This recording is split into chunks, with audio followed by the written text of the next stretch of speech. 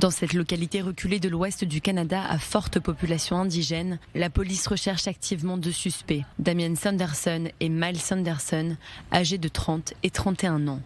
Les deux hommes en fuite seraient à l'origine de ces attaques au couteau.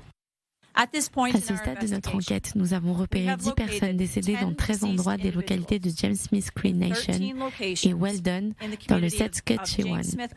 Plusieurs autres victimes ont été blessées, dont 15 ont pour l'instant été transportées dans différents hôpitaux. Actuellement, nous recherchons activement les deux suspects. Nous aidons les victimes et nous enquêtons sur les nombreuses scènes de crimes. Nous consacrons un maximum de ressources à cette enquête. Cette nuit, les corps des victimes et les blessés sont retrouvés sur plusieurs scènes de crime. D'après les autorités, certaines des victimes auraient été ciblées, d'autres choisies au hasard. Sur cette vidéo amateur, un hélicoptère de sauvetage transporte certaines des victimes dans un des hôpitaux. Le président du Canada, Justin Trudeau, a présenté ses condoléances aux familles des victimes sur Twitter. Ces attaques survenues aujourd'hui en Saskatchewan sont horribles et déchirantes. Mes pensées vont à ceux qui ont perdu un proche et à ceux qui ont été blessés.